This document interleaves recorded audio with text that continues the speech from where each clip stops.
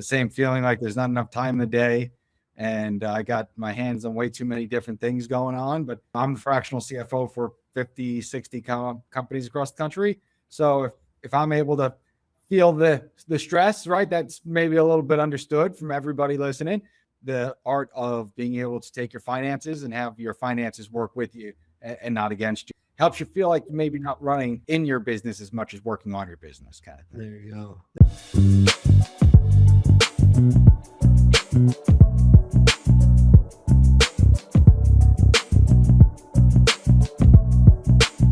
Happy Wednesday, everyone. I am Justin Nimergood, your host of the Real Estate Rockstars podcast. I'm so excited today to have another amazing guest on with us, Mr. Devin Gambino.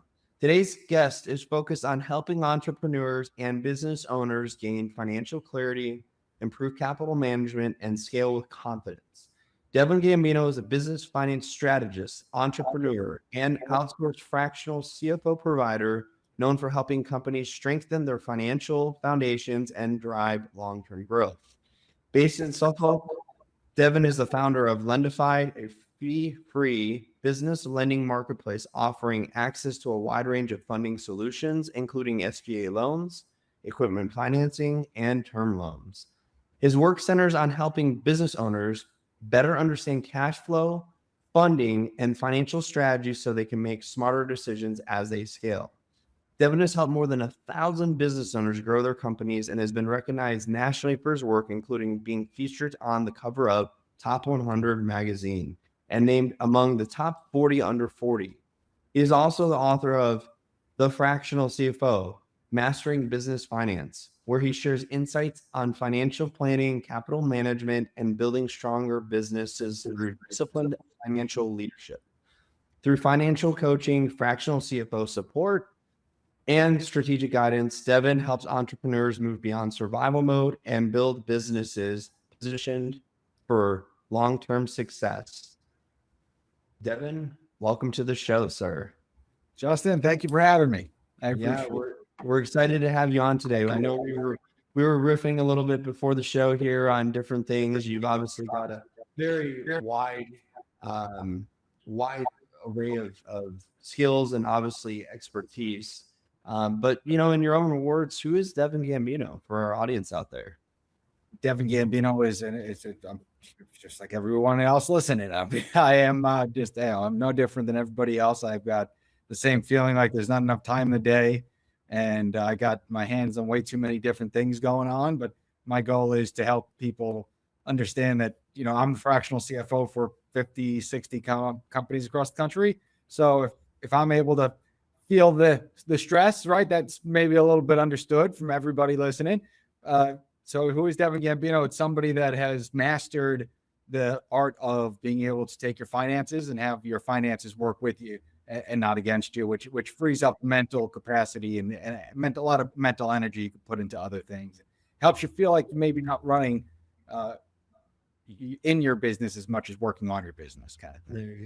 There you go. Yeah, that's one of I know years back when I started getting into personal development, Tony Robbins was one of my key mentors, and he always talked about, making sure you're working, on your business and not always integrated fully in your business, because obviously if you can separate yourself from your generation of income, you're not going to be tethered to that business for the rest of your life, right? You're actually creating some sort of leverage and wealth freedom in that.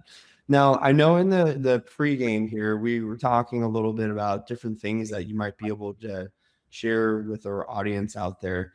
I'd like to start with SBA loans, because we have a lot of small, business owners, right? Mostly obviously related to the real estate industry, but we have a lot of, business owners out there that they need clarity, they need guidance right now. And many of them are in need of a loan, of, cash, right? Something to keep their business generating profit center, or at least some sort of cash flow, moving forward.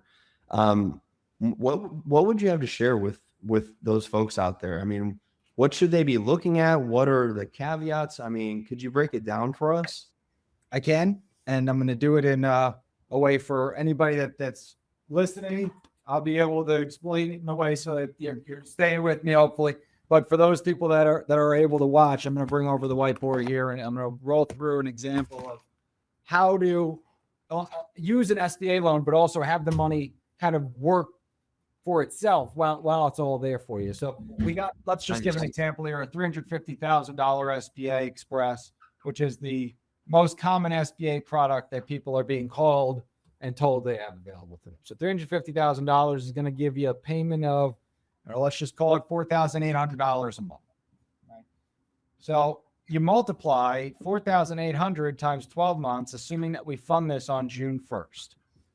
Now you can fund this anytime throughout the year, and this still works because the way that you're doing this is you are using the bank's money to cover the payments until the money has made its taxable benefits realized. So what I mean by that is you take $4,800 and you multiply that times 12 months. And now you got $57,600. So you're going to take that out of the 350. So 58K, let's call it, gets taken out of 350. You're left with 492. Oh, sorry, 292. With the 292 that you're left with, you put that into the business. But when this 350 first hits your bank account, your SBA loan is at what, 8 some change, right? If I'm not mistaken. Yeah. Yeah. So if you're at 875, let's call it, on an SBA, that doing what I just did escalates this APR technically. But if we take this 350 and go link up this 350 plus whatever's in your bank account to Ramp by Visa and Bill.com and Flex One by Visa and Brex, these are all 0% interest, 30-day net term products. Flex One by Visa is a 60-day net term at 0%.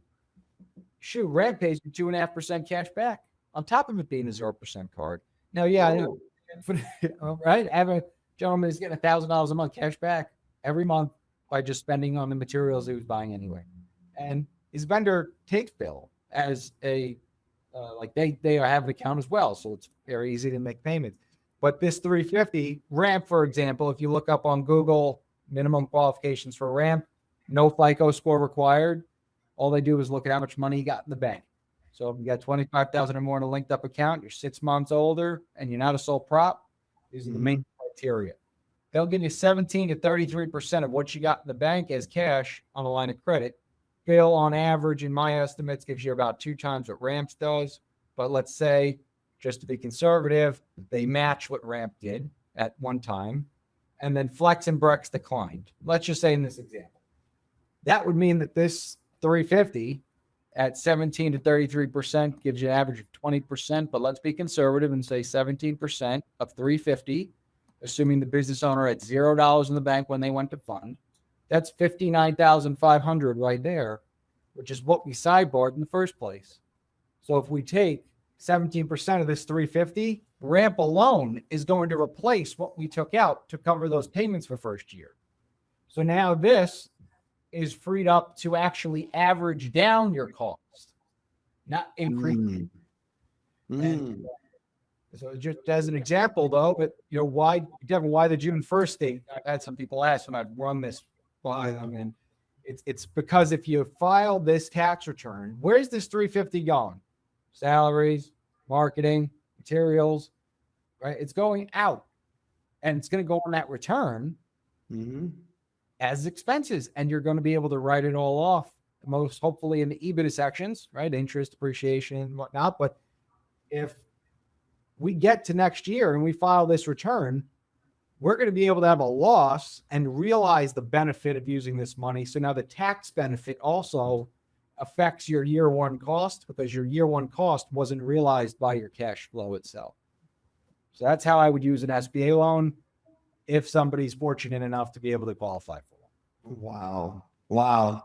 Folks, if you weren't tuned in, you just missed an absolute masterclass by Devin here. Thank you for breaking that down. And I love that you did the whiteboard. I know we were kind of joking about it beforehand, but the thing is, it just helps illuminate things so much easier, I think, visually. So For those of you that listen, go back and watch the visual replay of this episode so you can tune in. Now, this is just one of the many financial products, shall I say, out there that you really support and that you really are an expert in. What are some of the other things out there? What are some of the other products or services or tactics, for lack of a better term, out there that people that are business owners, especially we'll say maybe in some sort of real estate related profession, should really be thinking about right now? And maybe it's something that they don't necessarily pull the trigger on right away, but it's something that they should be planning for, right? As they're planning for success, which hopefully, if you're a business owner out there and you're not planning for success, well, then why are you doing it in the first place? Yeah, no, exactly. Why wake up, right? We're all here to drive to make money, and especially real estate. It's a beautiful space. I started in real estate. It was my first gig I had when I was younger, and it's in Manhattan at least, maybe not nationwide, but it's a hungry, get after it, make money, flip, turn it over, do it again type of atmosphere. And when you're in that type of atmosphere and things are going fast, you run sometimes with your head down and you look up and you're banging into a tree and you can't figure out why. You hit a roadblock or whatever have you. And the major roadblocks I find people running into is FICO, tax returns, and industry. Interesting. But there's a loophole for every single one of these things. And I hate the word loophole because it gives a bad connotation to it. But it's not a loophole necessarily. It's a strategic play at making it so that if everything else qualifies and this is the one thing holding you back, here's a way around that thing standing in your way, right? And an industry is a good one because it's super easy. Let's say you're a business that is in auto sales. You also own real estate and you're flipping, but you own an auto sales business. Well, put the auto sales business underneath the real estate holding company so that the real estate holding company can be just app-only applications, and the NIC and the SIC code won't affect you, right? The NAICS code won't hurt you. So holding companies with sometimes maybe just a virtual address that's separate from the lot itself, right? If the industry is the problem, a holding company is a fix, and a holding company is a tax benefit. So it's not like you're wasting money just to fix this. It's also a tax benefit. Tax returns. If somebody's not profitable, then they think, well, I don't want to have to pay taxes. If I pay taxes, I'd rather just not be so profitable on paper, even if that means I can't get necessarily the best financing in the world. Well, if you're only going to be $20,000, $40,000 in profit on your return, but then you want to go and try to qualify for a $300,000 loan using the return with the SBA, for example, if you have other debts, you have to imagine those other debts are going to eat into that 30, 40. So what I tell people is these two things, tax returns and FICO, they climb very much so. If your tax returns are unprofitable, your FICO's high, you're good. But if your FICO's low, but you have good tax returns, you're good, right? Because the SBA can come down to a 640. So these two things intertwine. There is a program with the Consumer Finance Protection Bureau, the CFPB. And if you do this incorrectly, it is absolutely illegal. And so I need your listeners to understand, if you go online, try to Google CFPB and do a credit sweep for yourself on your own, and you don't do it in a way so that the script or the way that it needs to be done is appropriate, you look up credit sweep on Google, you'll see that people advise against it, and it's for good reason. But if you do it the right way, which is you're a business owner, you are unsure of everything on the report being accurate and true to you, the Experian and the Equifax and the meta hacks that affect the majority of Americans gives us all the right to do this one time. Most people will never do it and not do it properly. And that's the problem. There's a girl named Holly who used to work at the CFPB that we send all of the clients to that want to try and go through this. If you want to be introduced to Holly, just give us a call. She's literally just a gal, her and her mom and one employee do it on their own. It's not a credit repair business. But what happens is all the negatives come away while they're investigating the negative remarks. And then they slowly do return. The hope is that you're able to secure some sort of funding through some sort of provider while those things are being investigated, because the hope is that as they investigate, there might be one or two things, maybe an inquiry that you didn't know was there that wasn't really yours that somebody did on your behalf. It happens. That one is the most common because you wouldn't know, but people try to use your identity, and then the only thing that leaves behind is an inquiry because they couldn't answer the security question, or they couldn't whatever it is. So the inquiries, she's able to help get those removed. And again, if you did it, but they can't prove that it was you and they can't validate it, and that it is the same thing. It's not going to be returned because they can't validate that it was you. Therefore, they can't validate that it's legitimate, so it doesn't return. And that's not the goal of doing it. The goal is to remove legitimate discrepancies. So the benefit is that while they're looking for the illegitimate discrepancies and the legitimate ones to be siphoned out and bucketed, you're able to say, okay, if I were to have all of this settled and all of my stuff was clean, this would be my score. Okay, now I go apply for a business loan. My business loan is going to want my FICO to be above a 660. Well, when all your inquiries are removed, even with the derogatories put back, people are in a better spot by that 20 to 30 point difference. So Holly is very sweet, doesn't charge for service either. She'll just direct you what to do, what to say. And that's something that, again, I pride myself on. Good people do what other people would want done for them, that kind of whole life, do for others what you want done to you kind of concept. So, well, and also a little bit of paying it forward. It sounds like that's tremendous that her and her mother, provide such a service out there for people. It is that when it works, she'll get you funding, and then you pay her 2.5 points or 3.5 points on the funding she gets you if she ends up getting you funding. So there is a way for her to make money if it all works, but it's if it all works, which I love. But yeah, I think that there's a lot of people out there that think FICO is holding them back. They think it's their industry. They think it's needing to hire one more person. No one's ever going to work as hard as you are. No. So it's usually finding out where your bottlenecks are, identifying the bottlenecks, putting a little bit of capital on the side to fix the bottleneck. And it's usually sometimes yourself, because you're not willing to let go of being the person that writes up the proposals. You don't want to give up, being the person that does the drawings for the backyard design for the pools. You want to be the one that does that because that's what sells the pool. But if you do it once, do it twice, do it 3 times, and then make it repeatable, you can multiply yourself out. And I think that that's where people should be focusing on how can I make more of myself? But that requires a lot of trust in those around you, not stealing your ideas and things like that. So surround yourself with good people, surround yourself with good information, and usually good things happen. Yeah, there you have it. I mean, that's personal development 101 right there, folks.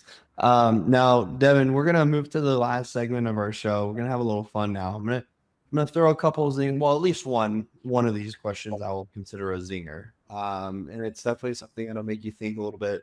There's no wrong answer to either of these questions, but we are just trying to figure out kind of what makes you tick and how you think, and just it's a little bit of a how you think kind of question. So here we go. So imagine for a moment it's your last day on Earth, and you can only preserve 3 items in your time capsule. What are those items and why? It's a great question. Is the time capsule going to be something that is for my generations or just for human beings overall? It's going to be for generations to come. We'll be able to carry on. My generation, my kids. So I would want them to know that I would want them to be, I guess I would leave something small enough to fit in the time. I would leave a regular sized record player if I could, but I couldn't fit that. So I'd probably go with something like this. It's a CD record player, right? CD record player. I was raised by my grandparents. So my kids know how to use a record player, but this is a symbolic version of one, but it works for CDs, which is cool. We're gonna say, well, what kind of CDs are gonna go in there? I know what they're gonna think. So it's Jackson Brown, it's Elton John, it's James Taylor, Billy Joel. Because no matter you really are an oldies guy. I love it. Well, it's an old soul in me somewhere. But it's a good thing. It's also a really big, heavy man in here somewhere too. You should see what he's Are you kidding me? This guy is as thin as they come, and he's talking about heavy man. I'm saying he's inside somewhere. He's in here. Oh. He's in here deep inside. I just let him out at lunch, and that's it. But I would say that, the record player, a couple of music. I would throw in a banana phone, right? Oh. I would want my generations to know that, your dad was on the phone all the time, but he was still a good time. He was fun. He was funny. You know what I mean? So a little bit of myself with some character in there. And then I guess probably with like stuff, advice that I give, from myself to future generations of mine. So a little bit of music, a little bit of laughs, a little bit of wisdom. I love it. There you go, folks. I mean, if you don't have that levity, right, to go with the wisdom, I love that you have the kind of the counterbalance of it all, right? That's very good. Very good. Okay. Next question. This one's much easier, but we love to hear people's perspective on it. What is your definition of a real estate rock star? Or just a rock star in general, for that matter? I can give you both. A real estate rock star is somebody that takes you from wanting one thing and showing you that what you really actually wanted was this, and then finding out that, and he was thinking about 10 years from now, not just right now. Guy that sold me my ranch, wish he was like that. Because when I had one kid, when I bought the ranch, if I would have thought in the next 5 years, I'm probably gonna have another kid and my son's gonna want a bigger bedroom, and then there's no bigger bedroom but mine, and you can't have mine, right? I would have thought, maybe I don't move into a ranch. Maybe I go into somewhere like Huntington and get a 2-level house with no basement, or Levittown where it's 2 floors but there's no basement. Just got a little bit more separation. Real estate agents, to be able to help the client think forwardly, rock stars, and in a way that is agreeable to the client, because I know that can get a little like this. But then rock stars in general are the people that you see it all the time. The guy that stands up because a woman stepped on the subway, stands up, says, "Ma'am, you can sit down." The guy who's on the phone with one of my people out there, who my guy called him up and said, "Hey, this is Felix from Lendefied," and the guy says, "Oh, I'm calling me all the time. You guys know, stop calling me." And Felix goes, "No, sir, you just on the website. You applied to speak to one of the CFOs on the staff." "Oh, I'm so sorry." This right, for my team to be able to, have like the, "Sir, I apologize. You're getting all the phone calls that you're getting," right? To be able to handle, I guess, extremeness with poise, rock, right? And there's people that do that every day. So just to be able to say to yourself, "I'm going to do one thing today that helps somebody else, it's not myself, before I go home tonight." You're a rock star, because there's a lot of people that don't even do that.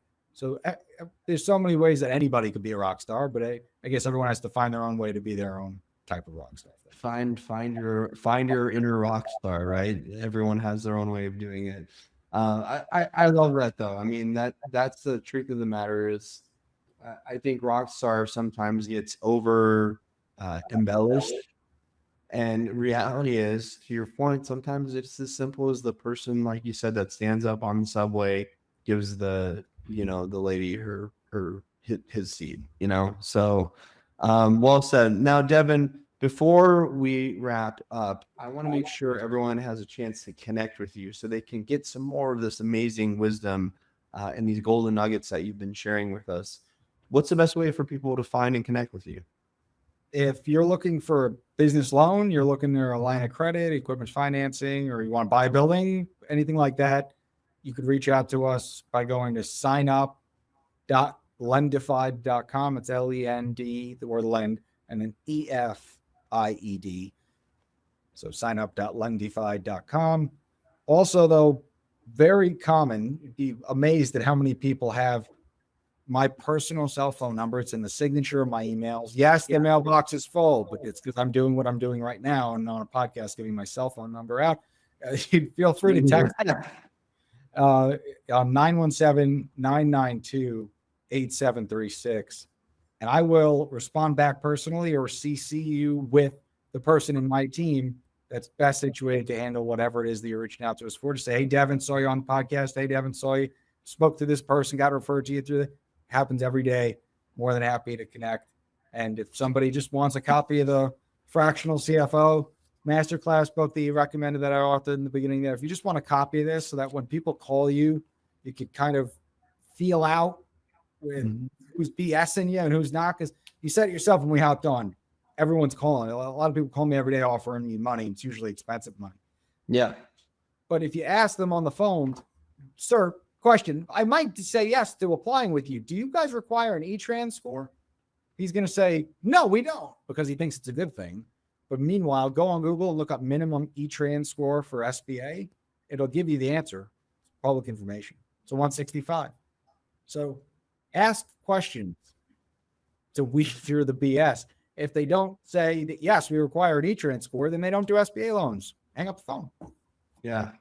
They're probably or they're probably scamming, trying to scam you, like so many companies out there, unfortunately. But there you have it, folks. Mr. Devin Gambino, fractional CFO, entrepreneur extraordinaire, financial expert. Definitely broke things down for us earlier. Had a wonderful time with you here, Devin, today. Thank you for coming on the show. I know our listeners got a ton of value out of this, so we really appreciate you coming on. Folks, we'll be with you again the same time, same place. Hockey player, too. You got to And hockey player. There you go. On there. It's been some time, but goaltender, too. So I don't just save the day. Here, I save pucks. I'm just kidding. But thanks for having me. It's been a lot of fun. Most important position on the ice. Folks, there you have it. Devin Gambino. Thanks again, Devin. Thanks for coming on. Folks, we'll see you again, same time, same place next week. Have a good day, everyone.